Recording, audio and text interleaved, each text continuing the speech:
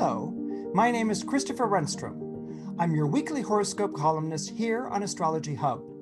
And this week, I wanted to talk to you about the upcoming square between Sun in Gemini and Neptune in Pisces on June 13th. Now, since about 2012, we've all been living in a Pisces world because in 2012, that's when Neptune, one of the co-rulers of Pisces, entered this zodiac sign. Since then, we have seen an increase in everything Piscean. Pisces is a sign that's often associated to fantasy and to the imagination, two qualities in our psyche, which is often made fun of or discounted, but is also very important and, without proper understanding, can be extremely treacherous, just like the ocean, which Neptune is the god of. When we have a Sun in Gemini squaring and Neptune in Pisces, you basically see a conflict between the rational mind, which is Gemini, ruled by Mercury.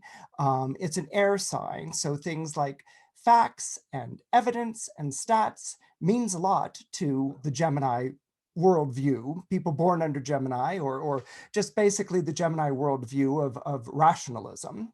But when it forms a square to Pisces, you see the irrational begin to sort of seep over its riverbanks and flow into areas where it's maybe not welcome or particularly understood.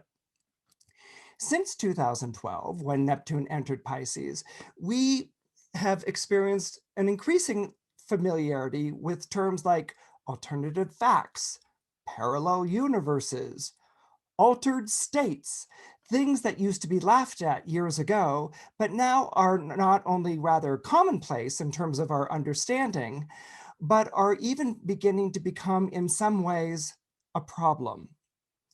This idea, or I don't know if you remember the phrase, must have been something in the water, but whenever we have any sort of Sun square to Neptune or Sun opposite Neptune, there is this resistance to the areas of the psyche that are connected to the imagination and to fantasy or the collective unconscious. And so there can be this feeling that something has been emitted somehow invisibly into the collective unconscious, which is getting people to become increasingly more delusional or increasingly more hallucinatory. Now, there are some of us that would say, that's a bad idea. We should open ourselves to realities that don't, fit into the common reality that everyone insists on. It would probably make us better people and happier souls. And then there are other people who are saying, well, that starts to get dangerous. I mean, if we can't agree on things like what's a fact or what's a statistic, or if people can't have a rational communication with each other and are falling back on things like phobias or paranoias or delusions, that's not really a good idea either. It's kind of like putting the inmates in charge of the insane asylum. So what we have here is a square. We have a tension between these two sides. And my question to you this week, as you go through the week, is to ask yourself, well, it's actually this quote that I wanted to share with you. It's a quote from Hamlet. It's the moment actually after Hamlet sees the ghost of his father. Now, just to sort of give you some quick backstory here, Hamlet is a rationalist. He's the Prince of Denmark, and he's basically a Renaissance man. He's into the sciences and being able to explain everything. And actually, he's come home, and the last place he really wants to be is home, dealing with his family, because he'd rather be a gentleman scholar away in Padua or wherever he's studying. But anyway, he comes home and he's visited by the ghost of his father, who tells him that he has been poisoned by his brother, who's Hamlet's uncle, and that his brother Claudius has married Gertrude, Hamlet's mother, and that there is this huge scandal, and Hamlet has to do something about it. Now, this is very Neptunian for a couple of reasons. First, Hamlet's visited by a ghost. So anything dealing with a phantasmal apparition or a visit or an experience of the supernatural is connected to Neptune. Okay, so there's a Neptunian element right there. Secondly, something that we don't always associate with Neptune is scandal. Hamlet is visited by a ghost of his father who tells him that your uncle murdered me in order to marry my wife. And now, they're going, and now something's rotten in Denmark, I think is basically the message that comes across. So this completely offends Hamlet's senses. This flies in the face of his intellectualism and his rationalism. A, he's been visited by a ghost, and now B, he has to do something like take revenge. Okay, so these are sort of like medieval concepts as far as Hamlet is concerned, things that are regressive or irrational. And in this moment, what's rather fascinating is that he turns to his friend Horatio, and he tells Horatio this story, this visit by his father's ghost. And Horatio goes, wondrous strange. Like he can't believe what he's hearing.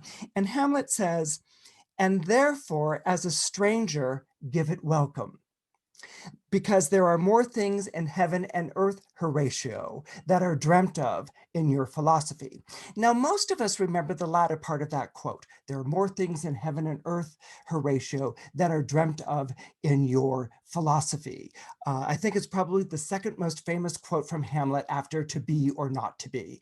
And it's usually a quote that we sort of throw out at someone who, doesn't take our UFO story seriously, or who laughs at our out of body experience, or who maybe even pokes fun of the astrology that we practice. We'll say there are more things in heaven and earth than are dreamt of in your philosophy, Bill.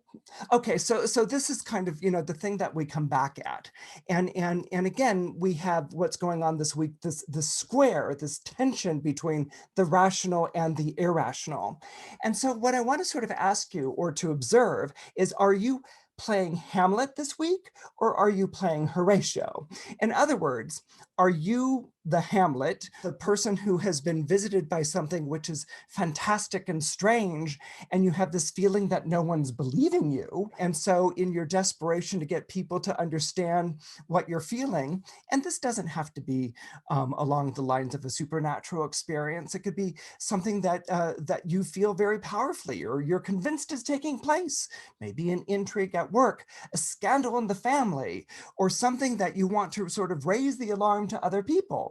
And are other people sort of looking at you strangely and maybe a little bit uncomfortably, and are they drawing away? So are you going, or do you find yourself playing the Hamlet in this role? Or are you the Horatio? Are you the person who's watching the friend come back to you and tell you about having been visited by an apparition or having had some sort of strange experience?